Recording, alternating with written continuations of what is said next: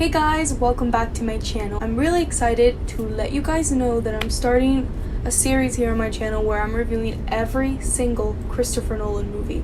And he has like 9-10 feature movies. I don't remember the exact numbers. And I've seen most of them, but I haven't seen all of them. And since Tenet is coming out pretty soon, fingers crossed it doesn't get moved anymore, but I'm planning to review them right before Tenet comes out. So I would basically finish reviewing them right before the movie comes out, and then I can do like a big gigantic Christopher Nolan ranking video, which I'm very excited about. And I'm starting off with a movie I actually didn't even know existed until I researched the movies he has directed, and this one is called Following. Following is about a young writer who lives in London that follows random people, but later on it becomes more of an obsession. Right off the bat, I wanted to talk about something I found really interesting when researching about this movie, and it's budget. This movie only had a $6,000 budget, and that's insane. That's so crazy considering how crazy his movies are now, and just movies in general. I had never heard of a movie with this low of a budget, and I already thought that was pretty interesting. This is a great example of a movie that shows that you don't need to have really gigantic effects, a really well-known director, a well-known cinematographer, a well-known sound designer, well-known actors, a movie in color to like make a good movie. And I was really in shock at how good this movie was for like what it was. This was basically kind of like a student film in my opinion, even though Christopher Nolan didn't go to film school. It felt like an experimental trial and error type movie, and after I saw Memento, which I'm very excited to review, I could see what he was trying to do with this one and what he eventually ended up doing in Memento. And I think they have a lot of similarities, and although obviously Memento is a better movie, this one still proved that you don't need to have so much stuff to make a good movie.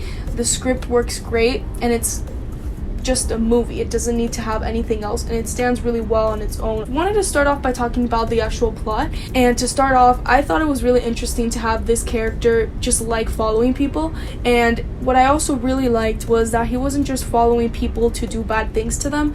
He was just interested in their lives, and I think that's a very interesting dynamic to have and a character trait. When I first heard the description, I assumed it was something evil and like he wanted to maybe kill these people or something like that, but he's just interested in their day-to-day life. Like, this is a character that has rules for his following, which I thought was really funny. When he says that one of the rules is that if you figure out where they live or where they work, you can never follow that person again. And then the line after that is, that's the first rule I broke.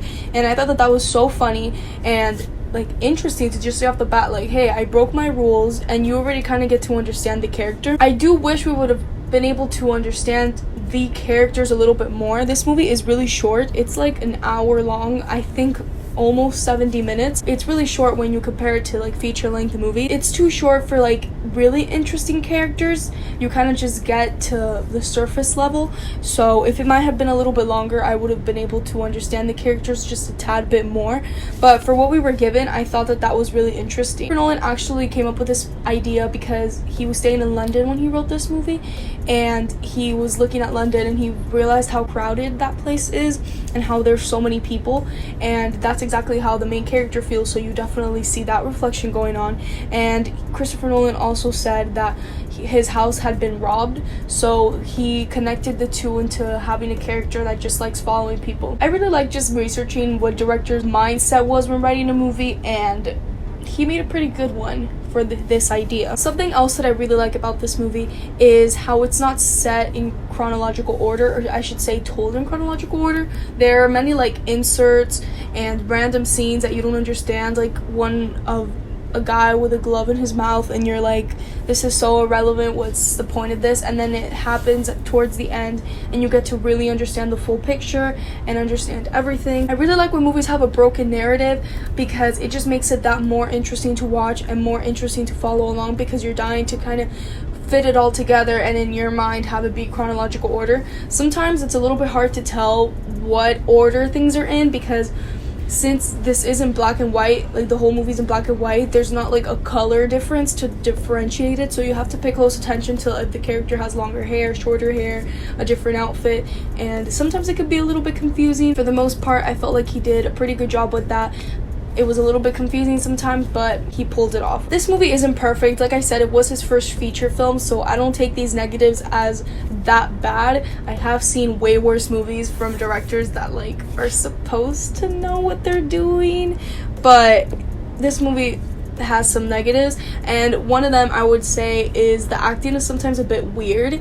I did look, and apparently these were people he knew, so like, I mean, the budget is pretty small, so he obviously didn't have a big budget to look for really amazing A-list actors, and these people aren't terrible, but sometimes it's a little bit like, okay. Also, some action scenes seem off and very fake. Like, there is a certain scene where it involves a hammer and fingers, and you can definitely tell that they didn't have enough budget to make it better and like better stunt work. So some of them are a little bit iffy and weird. And the runtime is really short, so like I already said, I can't really get that invested in the storyline like I had wished, but for what he did have, it was pretty good. Although this movie isn't perfect and it is a starter movie, I do think it's a really good starter movie, and I have never really seen a director's first work, and to see Christopher Nolan's, which is a director I really admire, and he has extraordinary movies to start off like this, I could already tell that like he had a mindset of what type of filmmaker he wanted to be. And with that being said, I'm gonna give this movie a B. I really recommend you guys checking this out, and hopefully this inspires you to check out all of Christopher Nolan's movies as I review them. I'm really excited to do Memento and a lot of other movies, so let me know if you guys have seen this movie and what you thought about it. I would love to hear that. And yeah, thank you so much for watching my video. Like always, please subscribe, like, and comment, and I'll see you guys in the next one. Bye!